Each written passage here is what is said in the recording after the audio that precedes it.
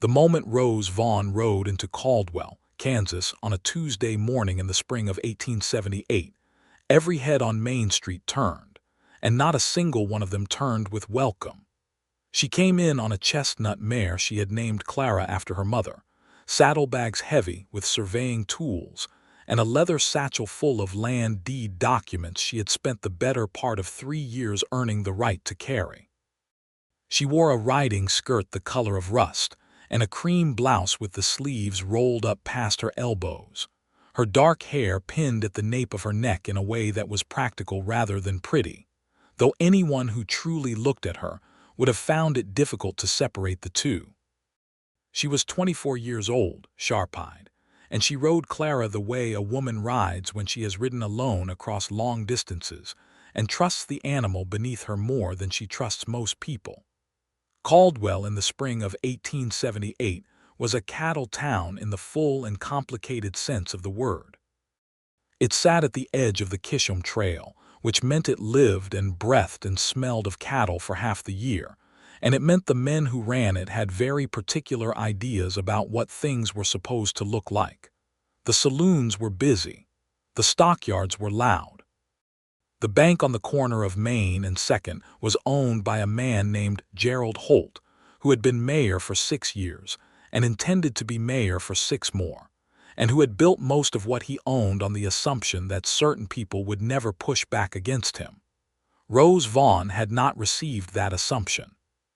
She tied Clara to the post outside the land office, took her satchel, and walked inside with the quiet confidence of someone who had done this before and expected it to go badly, but intended to see it through regardless. The land office was run by a clerk named Harold Finch, who was 50-something and wore reading spectacles that sat too low on his nose.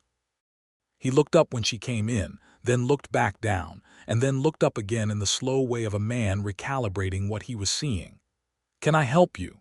he said, with the particular emphasis on the word "you" that made it a question about her presence rather than her purpose.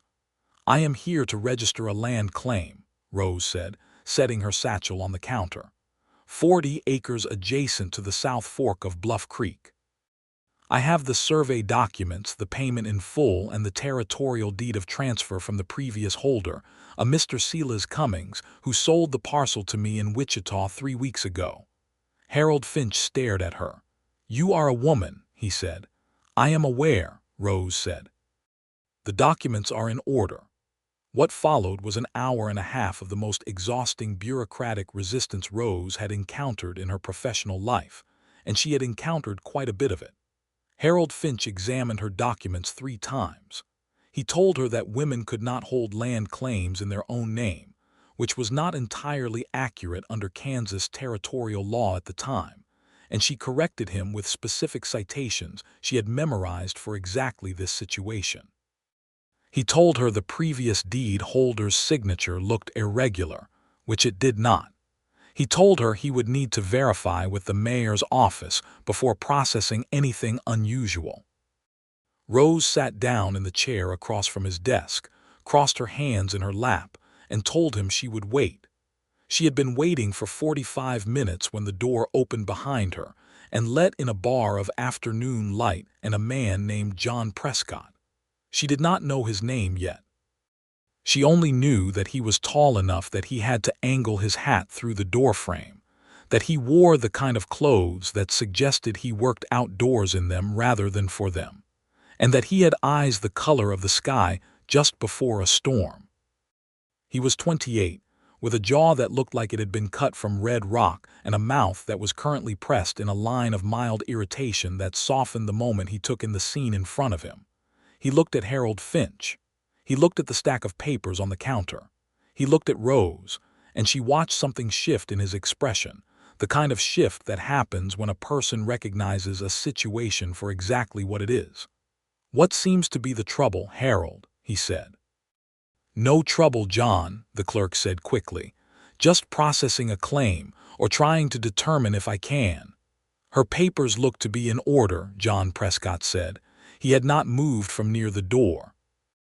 He had simply looked at the documents from across the room the way a man looks when he already knows the answer to the question he is about to ask.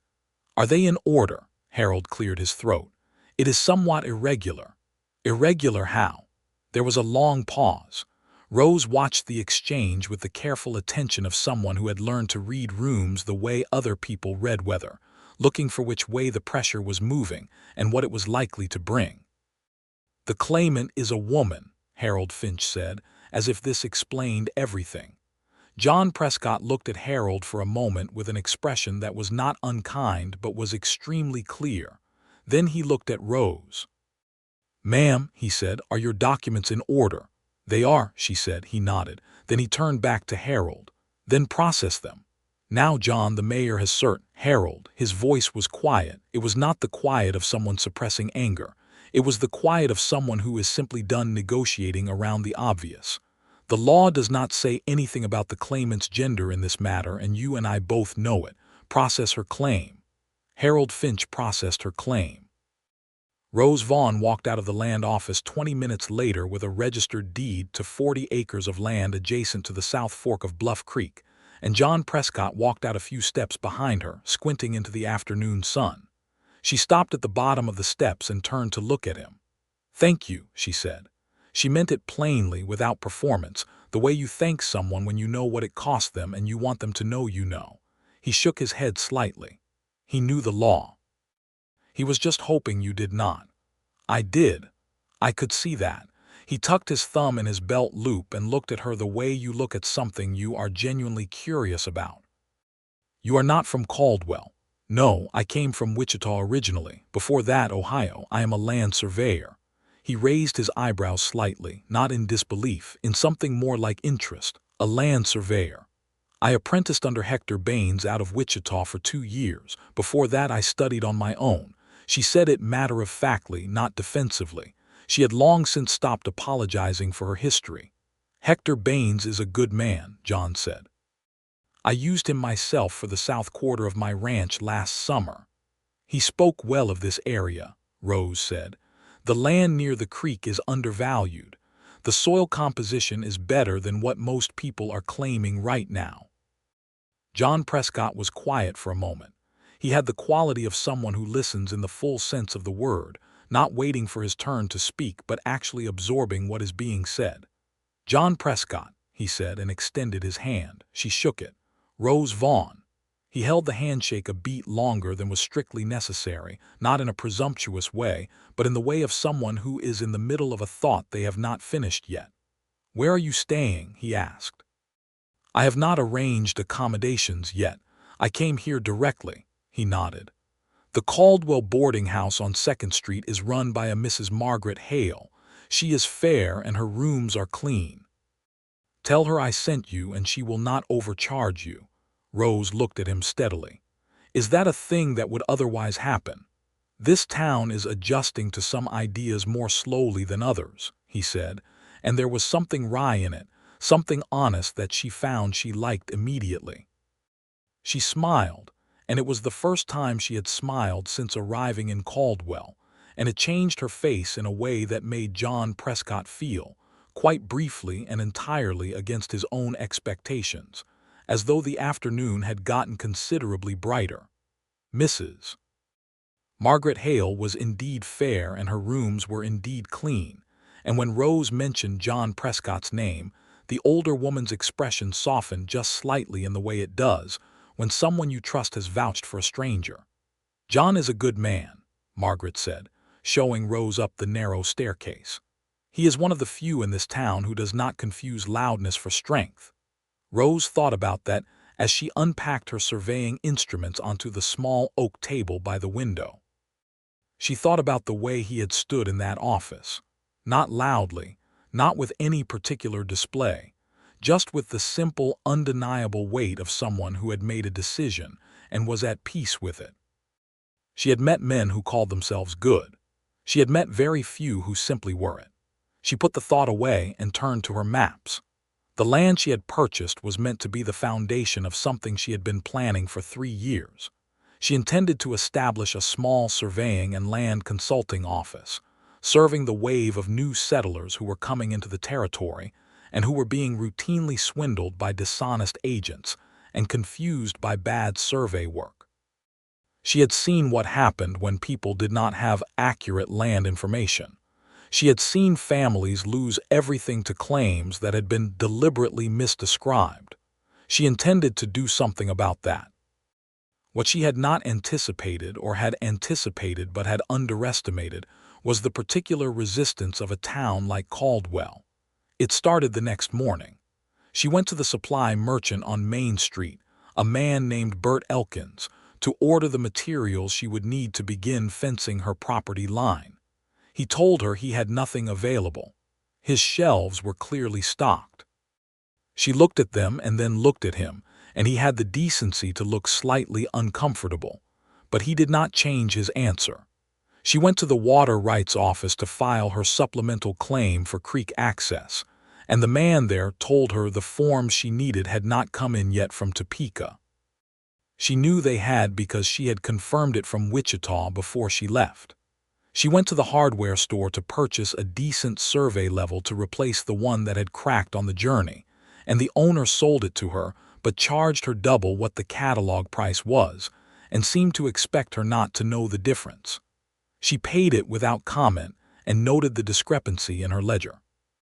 By the end of the day, she had a very clear map of Caldwell's resistance, and she sat in her room at Margaret Hale's boarding house with that map in her mind, and felt not despair but the cold, careful anger of someone who has been here before, and knows that the only answer is patience and persistence, and doing the work so well that it becomes impossible to dismiss. She did not see John Prescott for 3 days after that first meeting, and she told herself she was not noticing his absence, which was almost true. She spent those 3 days working. She rode out to her land and walked every inch of its perimeter, measuring and recording. The soil near the creek was exactly what she had believed it would be, dark and rich, and holding moisture in a way that the drier upland parcels could not. She noted the way the water moved, the angle of the land, the places where the spring flood line had deposited rich silt. She made drawings. She was good at this, genuinely and precisely good, and the work was the one place where nobody's opinion of her had any purchase. On the morning of the 4th day, she was setting up her survey level at the north boundary stake of her property, when she heard a horse approaching from the direction of the main road. She straightened and shaded her eyes against the morning sun and recognized the horse first, a big gray with a white blaze, and then the man on it. John Prescott pulled up about 20 yards from her and swung down with the easy economy of movement of someone who has been doing this since before he can clearly remember. "Miss Vaughn," he said. "Mr. Prescott." She gestured at the level and the stakes she had been placing. "You will need to watch where you ride if you come through here. I am in the middle of a boundary survey." He looked at the setup with genuine interest, the kind that is curious rather than performative. "How do you read the elevation?" She looked at him. Then she showed him. She explained how the level worked, how she set the target rod at measured intervals and read the difference, how she translated the measurements into grade calculations. He listened with real attention, asking questions that were not stupid, questions that suggested he was actually trying to understand rather than simply filling time. "I am running a new fence line on my west quarter," he said when she had finished. "The old survey was done by a man named Chester Plum about 6 years ago, and I have always suspected it was off. My neighbor and I have had disagreements about where exactly the line sits." "Chester Plum's work was frequently inaccurate," Rose said. "I have seen 3 of his surveys since coming into the territory, and all of them had significant errors. Would you be willing to take it on?" She looked at him. There was something very direct about John Prescott that she found she appreciated, the way he made requests without preamble or manipulation, as if the request was either reasonable and she would accept it, or it was not and she would not, and both outcomes were perfectly acceptable. "Yes," she said. "My rates are $12 for a standard boundary survey up to 80 acres. If I find significant error in the existing survey, there may be additional work to file the correction documents with the territorial office, which would be an additional $4. "That is fair," he said. She pulled a small notebook from her coat pocket. "I can start on your property Thursday morning if that is suitable." "Thursday morning suits me," he said. He had his hat in his hands and was turning it slightly, and she noticed this in the peripheral way you notice small physical tells in a person you are paying attention to. "I heard you had some difficulty at Elkins's supply store." She kept her expression neutral. "Word travels." "In this town, yes." He looked at her directly. "I want you to know I intend to speak to Bert Elkins." "I do not need you to fight my battles, Mr. Prescott." "I know you do not," he said, and there was something in his voice that was entirely without condescension, which was unusual enough that she noticed it. "But there is a difference between fighting your battles and simply being a member of a community that refuses to tolerate that kind of thing. It is my town, too, and what he did reflects on all of us." Rose was quiet for a moment. She looked out at the creek, where the morning light was breaking across the water in long, pale shafts. "That is a generous way to think about it," she said. "It is an honest way," he said. "Generosity would be pretending it never happened." She looked back at him. He was looking at her steadily, hat still in his hands, and the morning was very quiet around them except for the sound of the water and the distant call of a meadowlark somewhere in the grass. "Thursday morning," she said. "Thursday morning," he agreed. He rode away, and she stood for a moment watching the gray horse move through the tall grass toward the road. And then she turned back to her survey level because the light was still good, and there was work to be done. Thursday came bright and warm, and Rose arrived at the Prescott Ranch just after sunrise, which was the optimal time for survey work before the ground haze became a problem. The ranch was called the Double Bar P, and it sat on about 300 acres of good mixed land, grass and creek bottom, and a stretch of rocky upland that John used for nothing but occasional pasture. The house was not large, but it was solid, built from local stone with a porch that ran the length of the front face, and there were flowers planted along the porch rail in clay pots that she had not expected. He was already up and outside when she arrived, which she had also not expected. Most clients were not. He had coffee on, which she accepted gratefully and which was very good, and they walked out to the west boundary together while the light was still low and the dew was heavy on the grass. He showed her where Chester Plum's original stakes were, some of them still standing, some of them rotted to barely visible stubs, and she began the methodical process of establishing the true line. His neighbor, a man named Arnold Prout, came out around mid-morning to watch from his side of the assumed boundary, with the particular stance of a man who has been in a dispute long enough to have invested his pride in it. He did not say anything for a while. Then he said loudly that he did not see why he should accept the measurements of a woman who had no business doing this kind of work. John Prescott, who had been standing 20 feet away watching Rose work, turned and looked at Arnold Prout with an expression that was not hostile but was extremely finished. "Arnold," he said, "Rose Vaughn is a trained and registered surveyor with 2 years of apprenticeship under Hector Baines of Wichita. Her credentials are better than Chester Plum's were, and you trusted Chester Plum. You will accept her measurements." Arnold Prout opened his mouth. "You will accept her measurements," John said again, still quietly, still in that mode that was not raised but was in some way more final than a shout. Arnold Prout closed his mouth. Rose, who had continued working throughout this exchange because stopping would have been a concession to the interruption, and she was not in the habit of making those, finished her reading and wrote the number in her notebook. She straightened and looked at John, and there was something happening in her chest that she recognized as complicated. She had been defended before.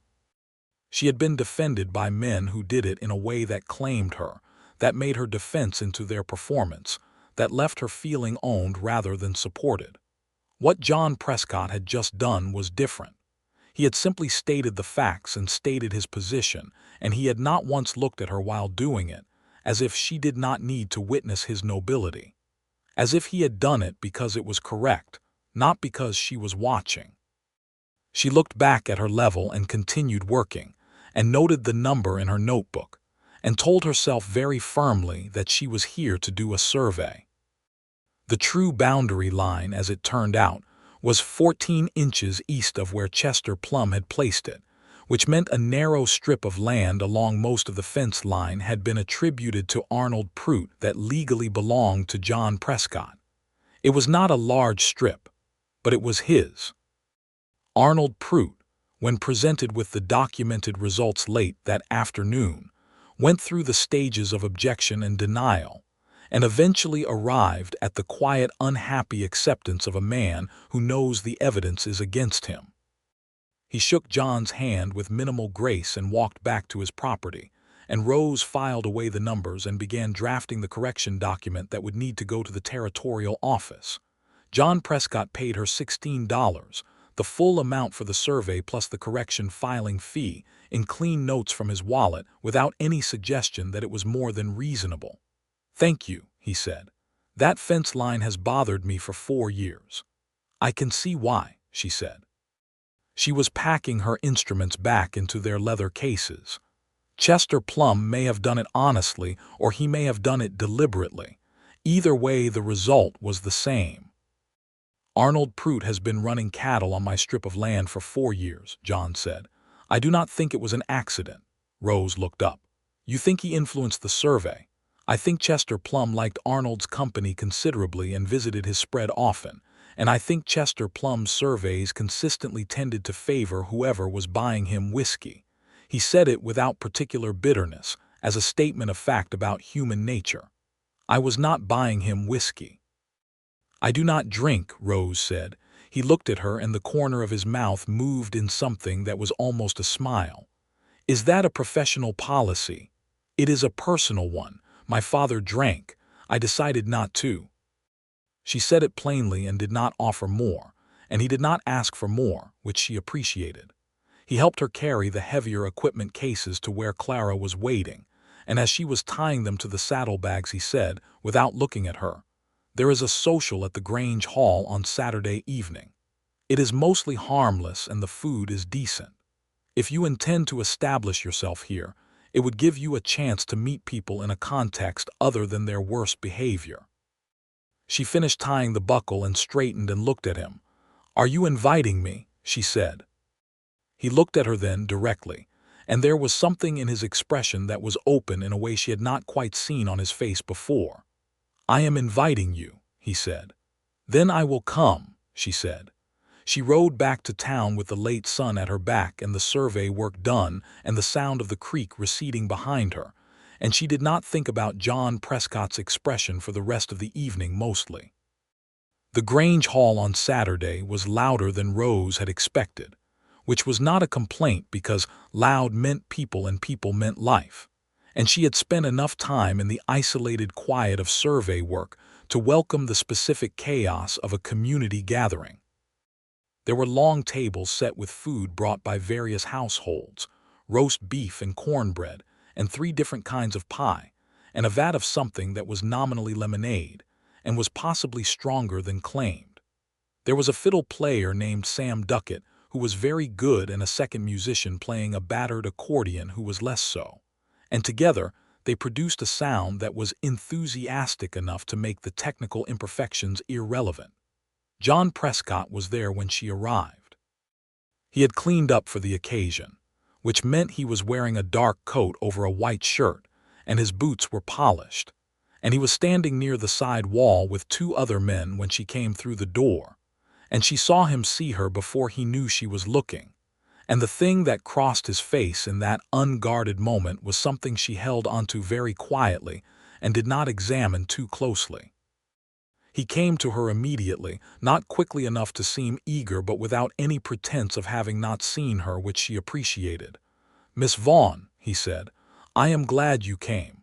"So am I," she said, and found that she meant it.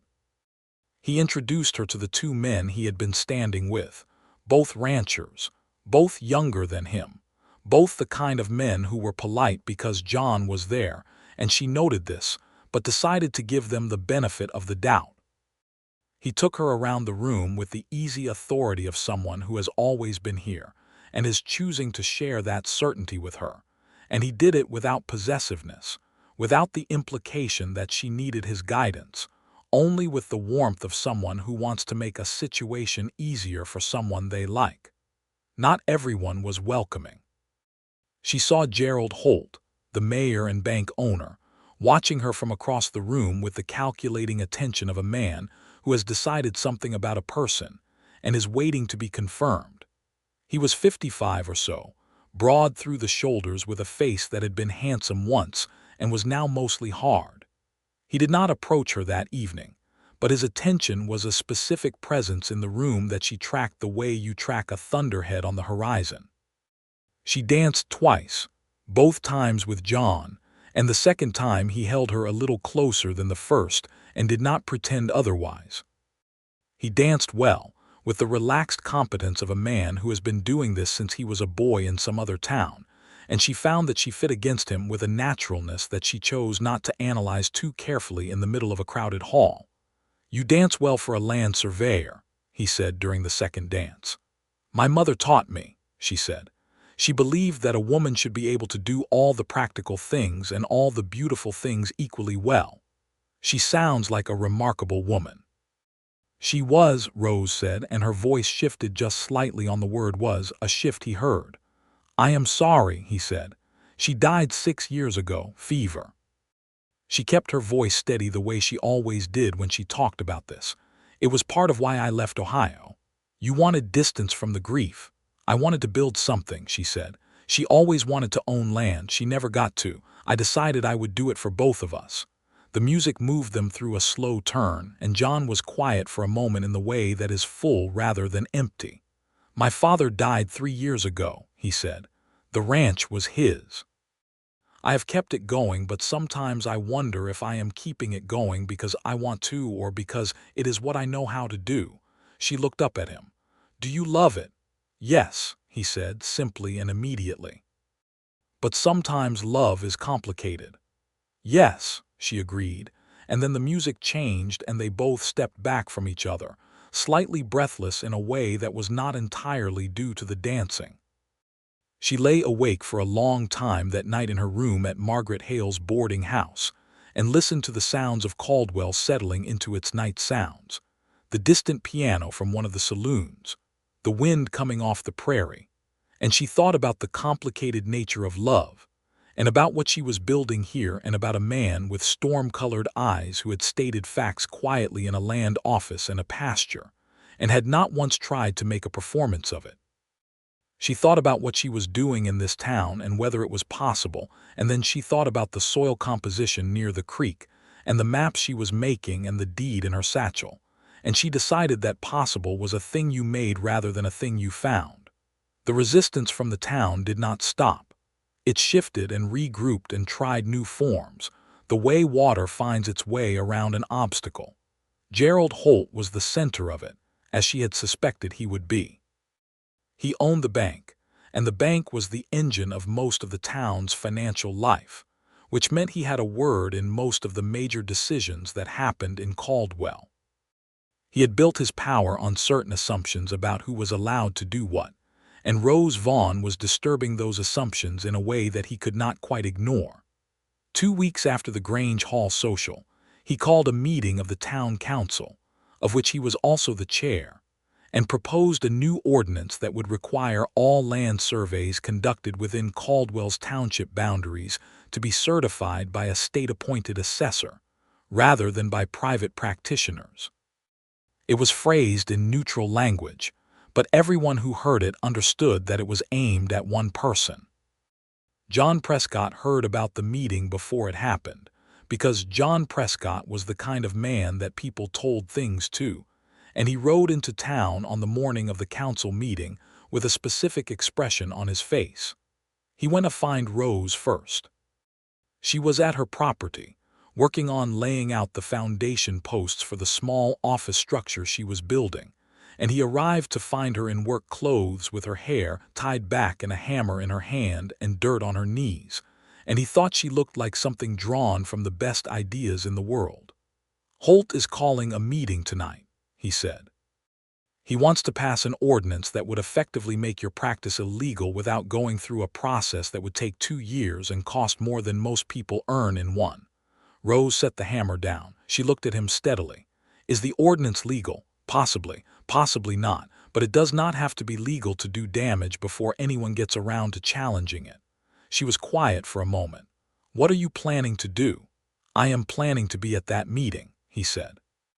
And I am planning to bring every rancher and farmer in this county who has worked with you or who would benefit from your work, and I am planning to speak against it. Rose looked at him. She felt the complicated thing in her chest again, the thing she had been managing carefully for weeks now because she did not think it was wise to fall in love with someone in a town that was not sure it wanted her in it. You do not have to do that, she said. I know, he said. But here is the thing, Rose. He said her name with a directness that made her breath stop for just a moment. This town does not understand what you are. They are looking at you and seeing an impossibility, something that should not be able to function here, and they are trying to make that perception true. But it is not true. You are not impossible. You are exactly the kind of person this territory needs, and I am not willing to stand by and let Gerald Holt make the town believe otherwise. She looked at him for a long time. The morning was very bright around them, the kind of clear spring morning that makes everything look more significant than it might otherwise. You should know, she said carefully, that I am not going to let anyone fight this fight for me. I know that. I am going to be at that meeting. I am going to speak. Good, he said. Then we will both speak. The town council meeting that evening was in the Grange Hall, which was transformed from its dance hall persona into something more formal and considerably more tense. The seats were full. Gerald Holt sat at the head table with 2 other council members, a man named Peters who was Holt's close ally, and a man named Drummond who was somewhat more neutral, and he had the particular satisfaction of a man who believes the numbers are on his side. Rose came in with her head up and her documentation folder under her arm, and sat in the 3rd row. She wore her better clothes, not because she was trying to perform respectability, but because she understood that a room like this one would parse her appearance before it heard her words, and she intended to give it nothing to dismiss. John came in shortly after with 4 ranchers she recognized, and 2 she did not, and they filled out the seating in a way that shifted the visible weight of the room. Holt opened the meeting and presented his ordinance with the smooth language of a man who has rehearsed this. He spoke about standards and consistency and the protection of landowners from unqualified practitioners, and he looked at no one specific while he said it, which was its own form of accusation. When he invited public comment, Rose stood. The room was very quiet. She gave her credentials fully and specifically. She named her training, her mentor, the surveys she had completed, the cases in which her corrections of bad survey work had protected landowners from losing property they were legally entitled to. She cited the territorial statutes that governed surveying practice and explained clearly why the proposed ordinance was not only unnecessary, but was, in her professional opinion, structured to serve the interests of those who benefited from survey inaccuracy and land confusion. She said this last part looking directly at Gerald Holt, and she said it without raising her voice. When she sat down, the room was still quiet for a beat, and then John Prescott stood. He said what he had said he would say. He spoke about the work she had done, about the boundary correction on his property, about the other surveys she had completed in the weeks since her arrival. He spoke with the specific credibility of a man who is known in this community, whose word means something because he has spent years making it mean something. He named the ordinance for what it was, an attempt to regulate a specific person out of work rather than a genuine effort to protect anyone, and he said it to Gerald Holt's face, and he did not look away. The 4 ranchers he had brought each spoke in turn. A woman named Clara Briggs, who had nothing to do with any of them but had heard about the meeting from Margaret Hale, stood up and said simply that she had spoken with Miss Vaughn on 2 separate occasions about her land near the creek, and that Rose Vaughn knew more about that land than anyone she had talked to in 12 years of living here, and that the town would be foolish to drive her away. Gerald Holt called for the vote. The ordinance failed 2-1, with Drummond breaking from Holt and voting against it. The room released a kind of breath it had been holding. People began to move, to talk, and Rose sat for a moment with her hands in her lap and felt something she had not let herself feel in a long time, which was the specific warmth of being in a place that, if not entirely welcoming, was at least not entirely closed. John was beside her a moment later. He sat down in the empty seat next to hers and said nothing for a moment, just looked at the front of the room where Holt was collecting his papers with the tight precision of a man managing a significant displeasure. "You were magnificent," he said. "I was clear," she said. "There is a difference." "Not as much as you think," he said. She looked at him and he was looking at her, and they were very close in the way you are close to someone in a crowded room, and she felt the full weight of everything she had been managing carefully for weeks pressing against the inside of her chest. "John," she said. "Yes," he said, as if he already knew what she was going to say or as if he was simply ready for whatever it was. "I think I am losing the argument I have been having with myself," she said. He was quiet for a moment. "What argument is that?" "The one about whether it is sensible to fall in love with someone in a town that is not certain it wants you." The room around them continued its movement and noise, but between them there was something very still. "The town is adjusting its position," he said. "You are telling me it is sensible." "I am telling you," he said, "that there is nothing impossible about you in any context, and that the argument you have been having with yourself was never really about the town." She looked at him for a long time. "No," she said, "I suppose it was not." He reached over and took her hand, not dramatically, not in any public way that was meant to make a statement to the room, just simply and entirely, the way you hold something you mean to keep. She let him. They walked out of the Grange Hall together in the general movement of the crowd, and outside in the cool spring evening John kept her hand, and they stood on the porch while people filed past them, and he asked her if she was hungry, and she realized she was, considerably, having been too nervous before the meeting to eat dinner. They went to the small restaurant across from the hotel, which was called simply Sullivan's after its owner, a cheerful Irishman named Patrick Sullivan, who had been in Caldwell for 4 years and who greeted John by name and looked at Rose with an open and completely uncomplicated friendliness that she found immediately charming. They ate roast chicken and bread and talked for 2 hours. And it was the kind of conversation that seems to cover enormous distances without either person moving, where you find yourself understanding someone's interior geography in a way that makes the world feel suddenly more populated in a good way. She told him about Ohio, about growing up in a house where money was scarce and her father's drinking made it scarcer, about the way her mother had taught her mathematics and drafting, because she believed in giving a daughter tools that could not be taken away. She told him about leaving after her mother died, about the months of difficult work in Wichita before Hector Baines had taken her on as an apprentice, about the particular loneliness of being good at something in a world that was not ready for you to be good at it.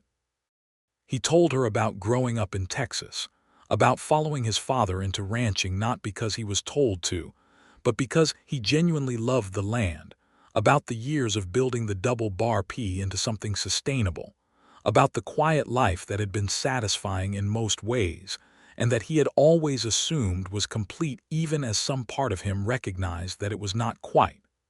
"What was missing?" she asked. He looked at her across the table in the warm lamplight of Sullivan's restaurant, and the answer to that question was entirely visible on his face. "I think you know what was missing," he said. She felt the warmth in her chest spread outward into her whole body. "John Prescott," she said, "you are a very clear man." "Is that a complaint?" "No," she said. "It is the opposite of a complaint." He walked her back to Margaret Hale's boarding house through the dark streets of Caldwell, and at the front gate he held her hand for a moment before releasing it, and he looked at her with everything open on his face that had been gradually opening for weeks. "May I call on you properly?" he said. "You may," she said. "Tomorrow afternoon. I will be at my property in the morning," she said, "but I expect to be finished by midday. Then I will come at 2. He did. The weeks that followed were the kind of weeks that become the chapters of a life you look back on later and think, yes, that is when everything changed. He came to her property almost every afternoon, sometimes to help with the construction of her office building, because he could lift things she could not, and because he had building experience, and because she was not too proud to use the help when it was genuine. Sometimes just to sit with her at the end of a working day, with coffee or water from the creek, and talk about whatever the day had held. She went to his ranch twice a week, first in the capacity of a surveyor because he had found additional survey work he needed done on the northern quarter, and then in the capacity of someone who was simply glad to be there. She had opinions about the management of his eastern pasture, which he listened to and in one case acted on, and she found that her knowledge of soil and hydrology was directly useful in thinking about which sections of land to cultivate and which to leave as grass. They were two people who were good at their respective things and who discovered, without either of them particularly expecting it, that those things complemented each other in ways that were both practical and deeply satisfying. In the evenings when he came to town, they walked, or sat on the porch of the boarding house while the last light left the sky, and the conversations deepened the way conversations deepen when two people have decided to tell each other the true things rather than the manageable things. She told him about her father, fully, in the way she had never told anyone because it was the kind of thing that requires trust that she had rarely given and never received back whole. He listened without flinching, without offering solutions, without making it smaller or larger than it was, just listened and then was quiet for a moment, and then said that it made what she had built make even more sense, that it was extraordinary to choose creation over destruction when destruction was what you had been shown. He told her about the loneliness of the years after his father's death, which had been a different kind of loneliness than not having people around. It was the loneliness of not knowing who to be without the structure of a parent's expectations.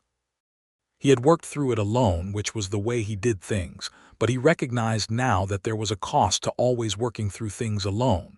"You do not have to do that anymore," she said, and it was one of the most direct things she had ever said to another person, and she said it looking at him fully. He reached out and cupped her face in his hand gently, the way you hold something precious. "No," he said, "I suppose I do not." He kissed her for the first time on the porch of Margaret Hale's boarding house on a warm evening in late April, and it was the kind of kiss that is both exactly what you expected and nothing like what you could have imagined. And it went on for a while in the dark, with the sound of the prairie around them, and the lamp in the window casting a warm shape of light across the porch boards. Margaret Hale, who was watching from behind her kitchen curtain, smiled to herself and went to bed feeling that the world was working the way it was supposed to. Gerald Holt was not finished. He could not directly interfere with Rose's surveying practice after the council vote, but he had other tools, and he was not a man who left tools unused. In May, he called in a loan that Arnold Prout held with the bank, earlier than the agreed term, and let it be known that Prout's difficulties were related to his failure to challenge the boundary survey result. Prout, who was not the brightest man in the county but who was fundamentally decent when not being manipulated, came to Rose one afternoon in a state of agitated guilt and told her what Holt had done. "He is trying to establish that anyone who accepts your work will face consequences," Rose told John that evening. John's jaw was tight. "He has been doing this for years, just not so openly. He is banking on the fact that people are afraid of him. Most people are." She looked at him. "Are you?" He thought about it honestly, which she appreciated. "I respect what he can do if he is motivated," he said, "but no, not in the way he wants people to be." "I want to go to him directly," she said. John looked at her carefully. "What do you mean?" "I mean I want to sit down across a table from Gerald Holt and tell him plainly that I understand what he is doing and why, and that I am not going to stop, and give him the opportunity to make a different decision. She said it with the specific calm of someone who has thought it through. In my experience, men like that have never actually been spoken to that way. They are used to either capitulation or combat. I want to offer something else. What if he refuses? Then we know where we stand and we proceed accordingly, she said. But I would rather know. John thought about it. I want to be there. Why? Because he is more likely to listen if I am present, and because I do not want you in a room alone with him. He said the second part carefully, not controlling, just honest. You know this town better than I do in some ways, and I know him better in others. Together we know enough. She considered this. She found it reasonable, and she said so. They went to see Gerald Holt at his bank office the following morning, without an appointment, which was in itself a statement. His secretary, a nervous young man named Philip, tried to suggest they wait and was overridden by John simply and politely continuing to walk to Holt's door.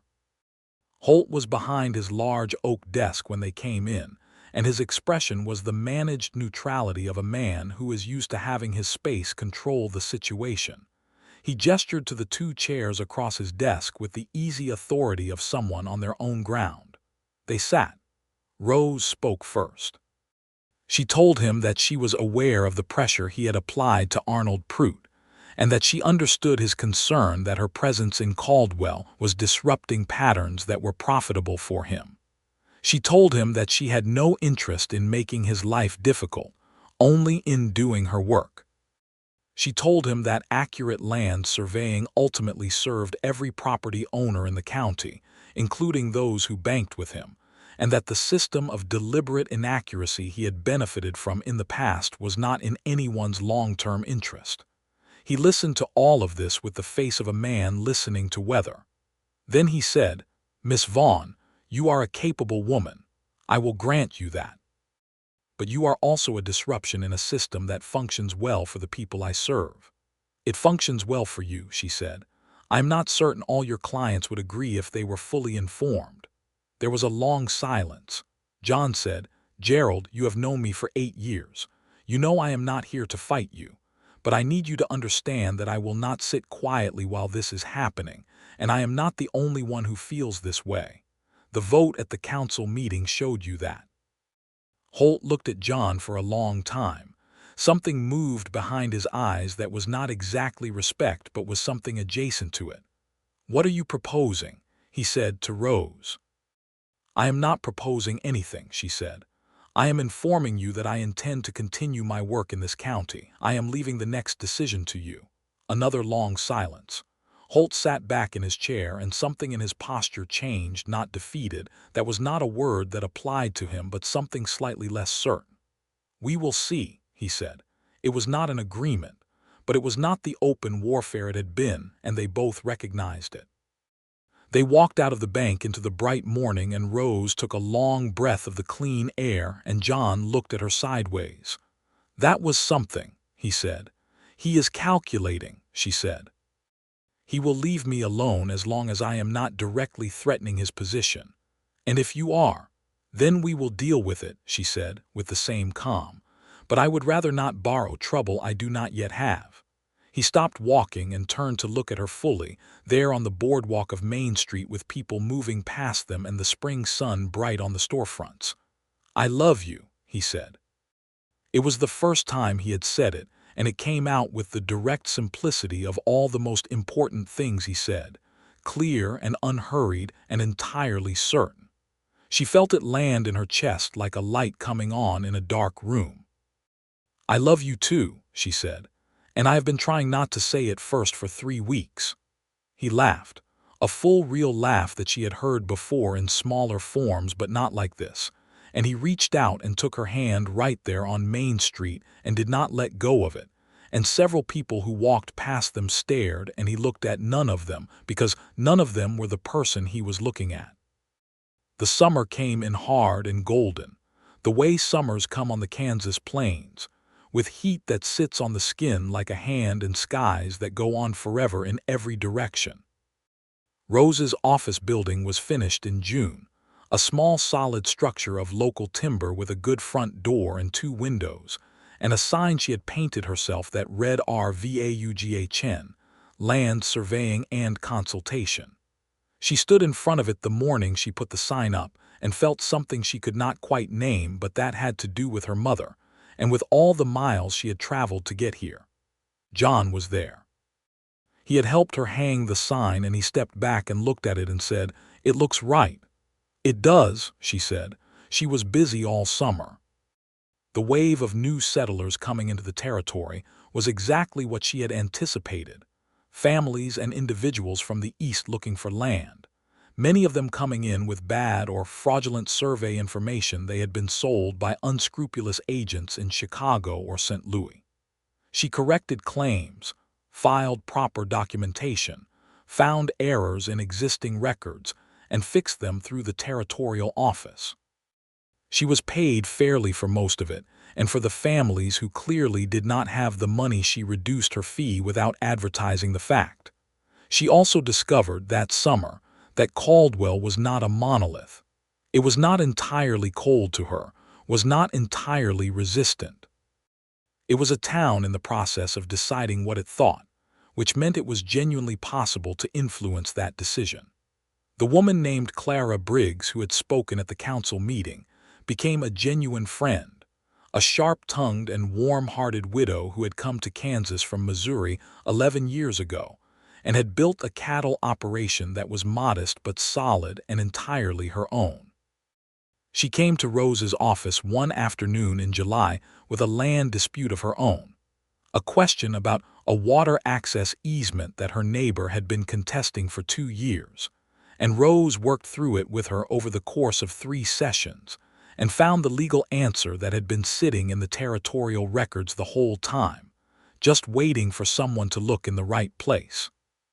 Clara Briggs, after that, was one of Rose's most vocal advocates in the social life of Caldwell, and given that Clara had strong opinions and no particular fear of expressing them loudly, this was meaningful.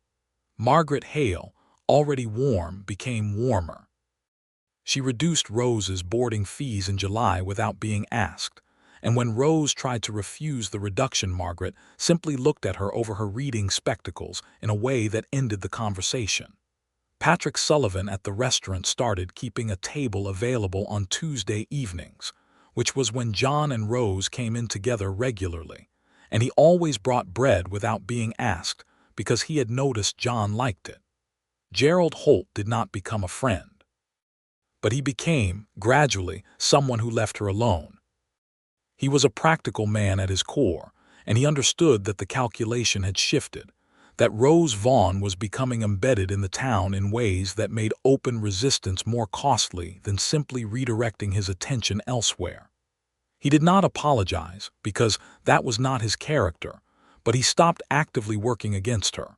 And in the world as it existed in 1878 in a cattle town in Kansas, that was enough.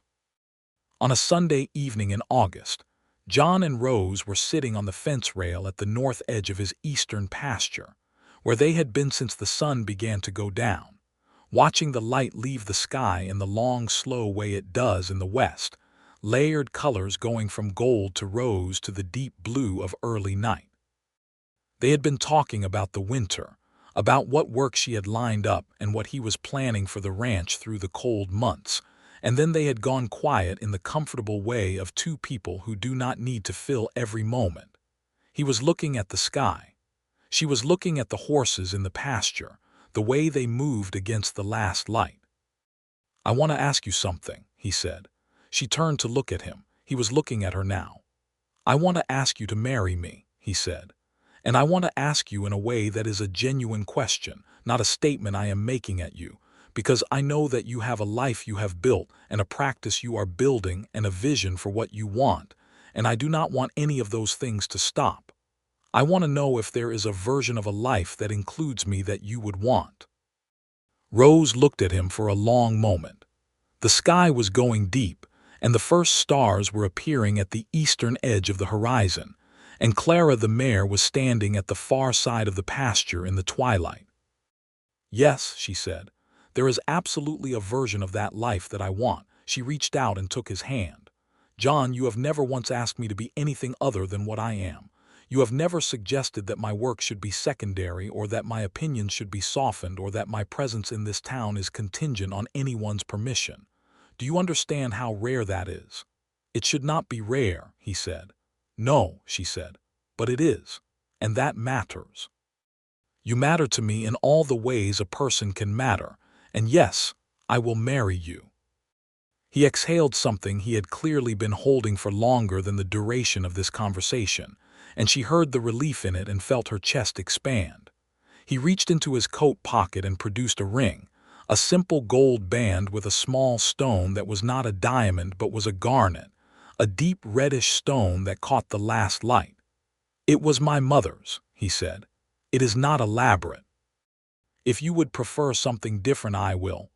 "I prefer this," she said, and she put her hand out and he slid the ring onto her finger and it fit perfectly, which seemed like more than coincidence. She kissed him there on the fence rail with the horses in the field and the stars coming out overhead, and the prairie breathing around them in the warm August dark, and it was a very long time before either of them said anything else. They were married in October, in the small Caldwell church on the edge of town that had a minister named Reverend Cole who was a kind man, and performed the ceremony with genuine warmth. It was a modest wedding by any measure, a gathering of perhaps 40 people, but the 40 people there were the real ones. Margaret Hale was there, and Patrick Sullivan and Clara Briggs, and the ranchers who had spoken at the council meeting, and Hector Baines made the trip from Wichita because he had heard through the network of letters that his former apprentice was getting married, and he felt he should be there. Arnold Prout was there, which surprised some people. He and John had worked out the boundary situation after the survey with a handshake agreement about the disputed strip, and Arnold had come to something resembling respect for Rose over the months, which he expressed mostly by occasionally tipping his hat to her on Main Street, but showing up at the wedding was a fuller version of it. Gerald Holt was not there, which was fine. Rose wore a dress she had commissioned from a dressmaker in Wichita, a deep green that made her dark hair and strong features look like something out of a painting, and she walked into the church under her own authority because there was no father to walk her in, and she had not wanted to ask anyone to stand in for one.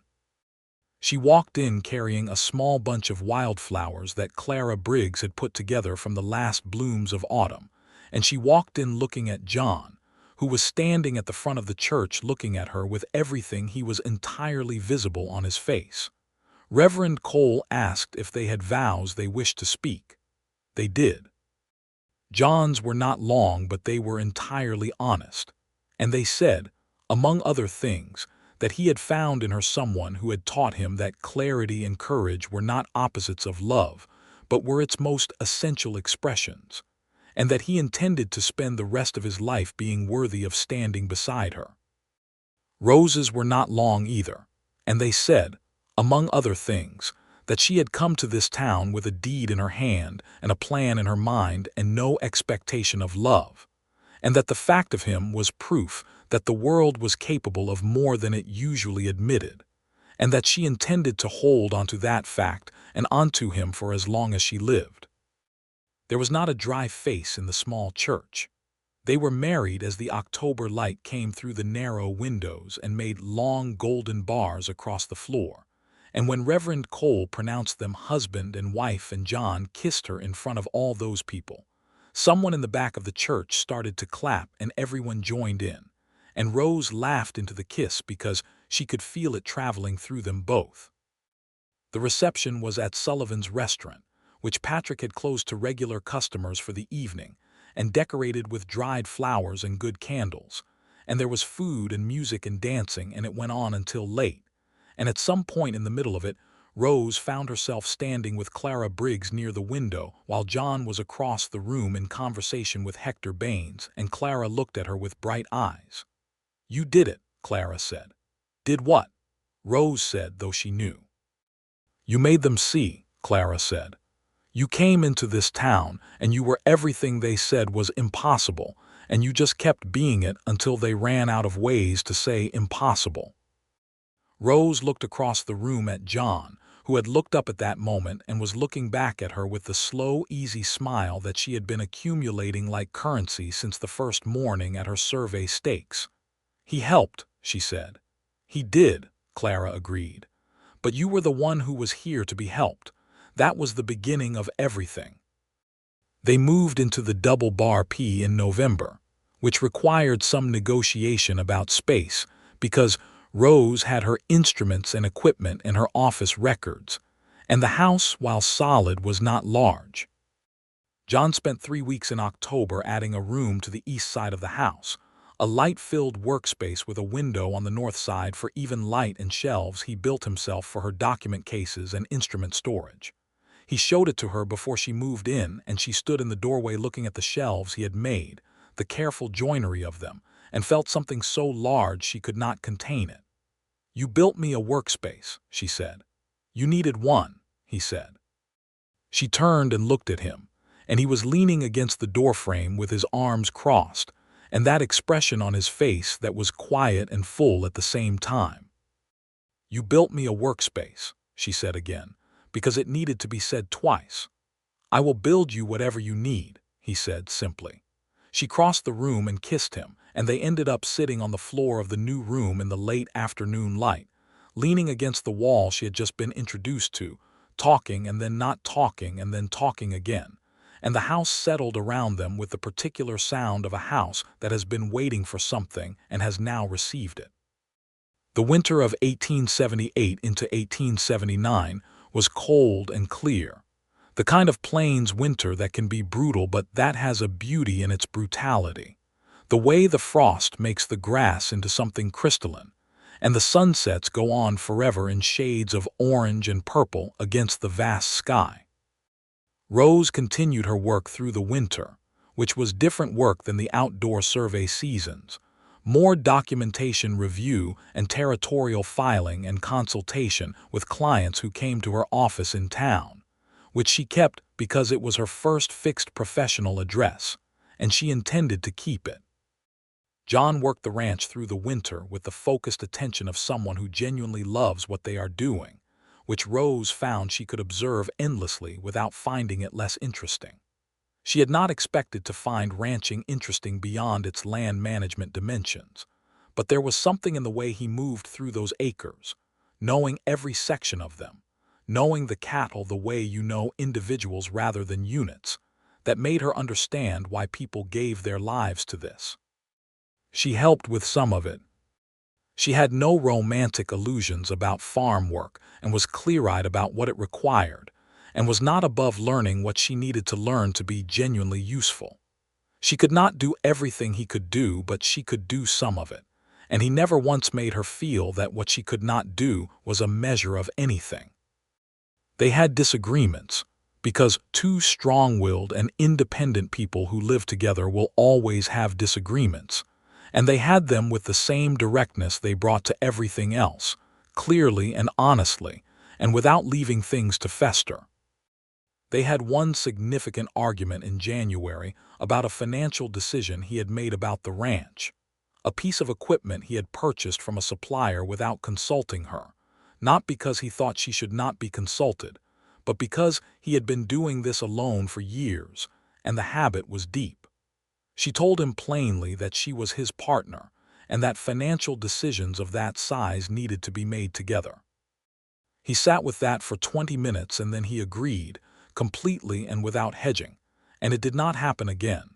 She told Margaret Hale about the argument one afternoon in February over tea, not to complain, but just to speak it. "He is still learning how to be with someone," Margaret said. "So are you."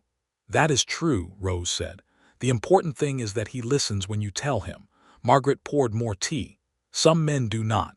Some men are already fully formed in their wrongness, and no amount of honest conversation changes them. The fact that he heard you and changed means everything." Rose thought about that for the rest of the day and found it more comforting than she had expected. Spring came back the way it always comes back, explosively and all at once. The grass going green in what seems like days, and the creek running high and cold, and the meadowlarks announcing themselves from every fence line. The surveying season opened, and Rose was busy immediately, with a backlog of clients who had been waiting out the winter for clear ground. She hired a young man in March, a 17-year-old named Will Duckett, younger brother of the fiddle player Sam Duckett, who had expressed interest in learning surveying and who proved to have a natural aptitude for the mathematics of it. She took him on as an apprentice with the same structured arrangement that Hector Baines had used with her, paid work in exchange for teaching, and the arrangement suited both of them. Will Duckett turned 18 in April, and on his birthday he came to work with a kind of settled seriousness that made Rose smile inwardly because she recognized it. "You are thinking about this as your profession," she said, and it was not a question. "Yes, ma'am," he said, "if you will have me." "I will have you," she said. She wrote to Hector Baines about it, and he wrote back with the warm satisfaction of a teacher whose student has become a teacher, and something in that chain of transmission made Rose feel a particular continuity that she had not expected. In May, Rose discovered she was pregnant. She told John one evening after supper, sitting at the kitchen table with the last of the day's light coming through the west window, and he was silent for a long moment after she said it, the kind of silence that is not absence but is the fullness of a thing. Then he looked at her and his eyes were bright in a way she had never quite seen before. "Are you frightened?" he asked, because he knew her well enough to ask instead of assume. "Yes," she said honestly, "but not more than I am glad." "Me too," he said. "Both of those things."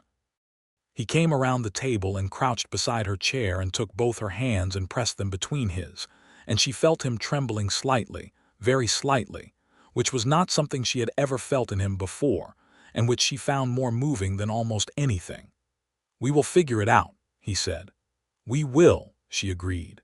She was not the first woman to continue working through a pregnancy, though some people in Caldwell expressed opinions about it that she found irrelevant. She modified her outdoor work in the later months, with Will taking on the more physically demanding elements of site surveys, while she focused on calculations and documentation, and she used the shift to advance Will's practical training considerably. By the time her last trimester arrived in autumn, he was conducting straightforward boundary surveys on his own with her review.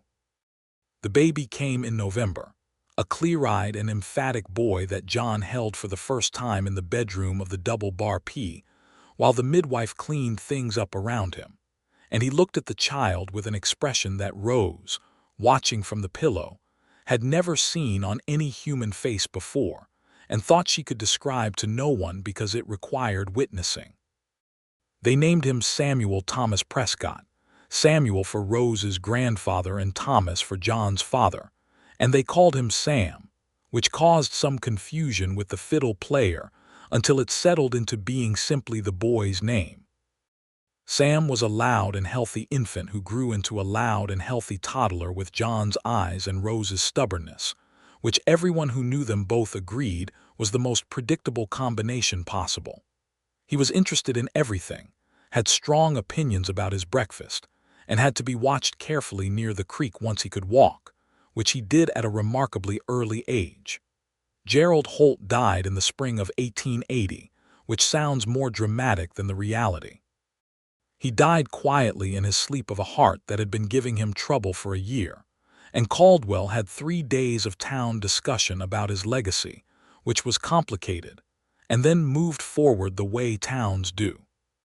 His bank passed to his son William, who was a somewhat less formidable personality, and who eventually became someone that Rose did business with in a normal and transactional way. The election to replace Holt as mayor brought a man named Daniel Webb to the office, a hardware merchant who was not visionary but was genuinely fair, and under Webb the town council became a somewhat less combative body. The ordinance attempt was not repeated. Arnold Prout in the summer of 1880 came to Rose's office and asked her to handle the full survey of his property, all of it, 320 acres, because he was selling the southern portion and needed clean documentation. He paid her full rate without argument. He did not apologize for the things that had happened before, because that was not his way, but Rose received the work as what it was, which was a kind of reckoning. Clara Briggs sold 30 acres of her eastern pasture to a young couple from Missouri named Fletcher and asked Rose to handle the transaction documentation. Rose handled it and found, in the process, a filing error that would have cost the Fletchers their water access rights within 2 years. She corrected it. Will Duckett sat for his territory certification examination in the autumn of 1880 and passed it with high marks, becoming one of the youngest certified surveyors in the Kansas Territorial Register. Rose attended the examination in Topeka with him, and on the train back she found him sitting very quietly, looking out the window. "What are you thinking?" she asked. "I am thinking that 2 years ago I was pulling fence wire for Pruitt's cattle operation," he said, "and now I have a certificate from the territorial government that says I know how to do something."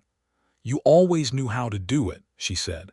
"The certificate is just the world catching up." He looked at her. He was 20 now and had grown into his height and his confidence, and she could see in him the particular shape that a person takes when they have been given the thing they needed at the moment they needed it. "You did that," he said. "What you did for me." "You did it," she said. "I showed you where to look." He shook his head. "You were in this territory and you did not stop. That was the whole thing. You did not stop." She looked out the window at the Kansas plains going past in the autumn light, golden and enormous and going on to every horizon. "No," she said, "I did not stop." By 1881, Rose's surveying practice employed Will Duckett as a partner, had a client list spanning 4 counties, and had been referenced positively in the Territorial Surveyor General's annual report as an example of professional practice. She had corrected 11 faulty surveys from Chester Plum's records, protected the land rights of over 30 families, and had filed the Territorial Standard of Practice Amendment that would eventually require all land surveys in Kansas to be registered against a central coordinate system, which would make the kind of deliberate inaccuracy that had been common practice significantly more difficult. The double bar P had grown under John's management, adding 40 acres of creek bottom that he had purchased from a retiring rancher, and was running a larger and healthier herd than it had at his father's peak. He had a reputation in the county for straight dealing and good cattle management, and he had expanded into a small breeding program that was beginning to attract interest from ranchers further south. The house had been expanded twice, first the workspace addition, and then a larger addition in 1880 that gave them a proper dining room and an additional bedroom, because it was becoming clear that Sam would not be the only child for long. Their daughter arrived in early 1882, in the same bedroom where Sam had arrived 2 years earlier, and she was named Clara Rose Prescott, Clara for the friend who had spoken at the council meeting, and for Rose's mare, and somehow those 2 things were the same name for the same quality. Clara was born in winter and immediately had opinions about this, which she expressed volubly, and John held her the same way he had held Sam, with that expression that Rose had still not found words for. Sam, who was now 2.5 and extremely interested in his own status in the household, examined his sister with the scientific curiosity of someone assessing a new development, and announced that she was small but that he supposed she could stay. "Very generous," John told him, with absolute seriousness.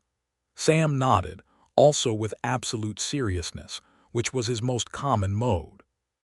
The spring of 1882 came, and the plains greened again, and the survey season opened, and Rose went back to work 2 months after Clara's arrival, with Clara in a carrier that Margaret Hale had made, a sturdy canvas arrangement that she wore when she was doing office work, and that sat in a safe corner when she was at a survey site.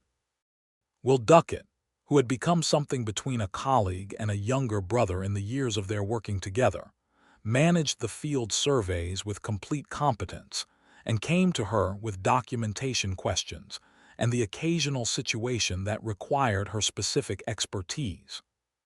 She was in her office one afternoon in April, Clara asleep in the carrier, Sam at Margaret Hale's for the afternoon because Margaret had volunteered this with the ferocity of a woman who wants an excuse to spend time with a small child, when the door opened and Hector Baines came in. She rose immediately and embraced him, which was not something she had done the first time she saw him after Caldwell because she had not yet been the person she was now, and he returned the embrace with the warmth of a teacher who sees his work fulfilled. "I was in Wichita," he said, settling into the chair across from her desk, "and I decided to make the trip out here because I wanted to see this with my own eyes." He looked around the office at the shelves of document cases, the framed territorial certificate on the wall, the instruments on their bench. "I am proud of you, Rose." She sat down and felt the word land in her chest in a way that she had needed once and no longer needed but still welcomed. "Thank you for taking me on," she said. "Thank you for being worth taking on," he said. "Not everyone is." He stayed for 2 days, met John and Sam and Clara, ate dinner at the Double Bar P on both evenings, and sat with Rose for 3 hours going through the territorial practice amendment she was drafting and offering his considerable technical knowledge in the structuring of it. On his last evening, sitting on the porch of the Double Bar P with John while Rose put Sam and Clara to bed, he said to John, "She is one of the finest surveyors I have trained in 30 years, and I have trained quite a few." John looked at him. "I know," he said. "I knew it before I knew anything else about her." Hector Baines looked at him for a moment. "That says something about you too." "She says so," John said, "and I have learned to trust her assessments." Hector Baines laughed and they sat in the warm evening and the prairie went on around them. The Territorial Practice Amendment was accepted by the Kansas Surveyor General's office in the autumn of 1882, and Rose received a formal letter of acknowledgement that Will Duckett, when he read it, insisted on hanging on the office wall, which she allowed. The letter cited her professional contribution and her advocacy for systematic accuracy in land documentation. It was written in the dry, formal language of official correspondence, and she found it somewhat funny and entirely satisfying. John read the letter and held it carefully and said, "You have changed how land is recorded in this territory." "Will and I changed it," she said. "You and Will and the 40 families who can stand on their own land because of your work," he said. "And yes, you changed it." She looked at him across the kitchen table where they were sitting after supper with the children asleep, and the lamplight was warm and steady and the house was around them, the house he had built and extended and that she had walked into and made also her own. "You stood up," she said, "in the beginning, when it would have been easier not to." "It was never easier not to," he said. "You were there." "Knowing what was being done and not speaking was never an option for me once I knew you." "You did not know me," she said. "That first day in the land office you did not know me at all." "I knew enough," he said. "I knew the work was good and the woman doing it was being told she could not do it. I did not need to know more than that." She reached across the table and covered his hand with hers. "I am going to tell Clara that story," she said, "and Sam. I am going to tell them about that morning in the land office, the first thing you did when you came in and saw what was happening." "It was not remarkable," he said.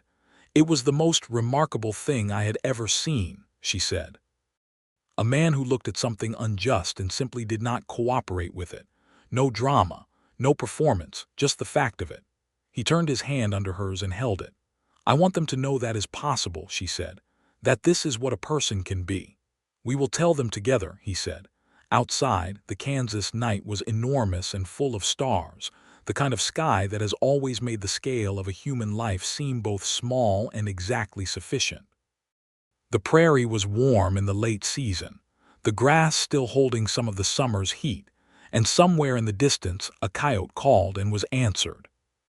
Inside the house on the Double Bar P, 2 children were asleep in their beds, and in the kitchen a lamp burned and 2 people held hands across a table that had been the site of many ordinary evenings, and that had become, in its ordinariness, one of the most sacred pieces of furniture in either of their lives. In the morning, Rose would ride to the North County to begin a survey for a new family from Illinois who had arrived the previous week with a land certificate that had 3 significant errors in its boundary description. She would correct those errors. She would protect those people from losing what they had come here to find. She would do it with precision and clarity and without drama, because that was how the work was done. In the morning, John would check the east pasture fence where a section had come down in last week's wind, and he would look over his small herd with the attentive care of a man who is growing something. And he would come in at midday, and they would eat together at the table, and Sam would refuse some portion of his meal, and Clara would demand a second portion of hers, and they would navigate these negotiations with the weary and loving competence of parents. In the morning, Will Duckett would open the office on Main Street, and the sign that read R. Vaughn, Land Surveying and Consultation, would catch the early sun in the way it did every morning, the painted letters still clear after 4 years in the Kansas weather. In the morning, Caldwell would wake up and go about its business, which by now included Rose Vaughn as a matter of course, as a fact of the town's landscape, as someone who was here and was known and whose work was valued, and who had, simply and persistently and without ever asking for permission, made herself impossible to ignore. The town had called her impossible once. It had looked at her and seen something it did not know how to hold in its frame, and had called it impossible because that was easier than expanding the frame. John Prescott had expanded the frame. He had stood in a land office and in a pasture and in a council meeting and at a saloon table and at a bank office and on a porch in the dark, and he had said, in the various languages of those various moments, that this woman is here, her work is real, her presence is right, and the fact that you did not expect her does not make her any less exactly what she is. And what she was not impossible.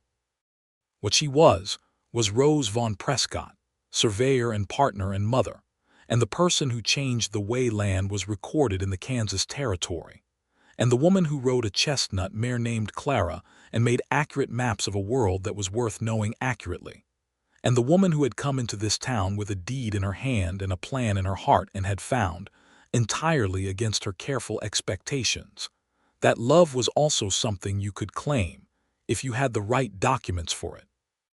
If you had done the true work, if you were willing to stand on the ground you had surveyed and say, "This is mine, and I know where the lines are, and I am not moving." The lamp burned low on the table between them, and the stars burned high above the house, and they held hands in the quiet of a life that was full and real and theirs, and the world went on around them in all its difficult and beautiful entirety, and they were exactly where they had chosen to be, and it was more than enough, and it was everything.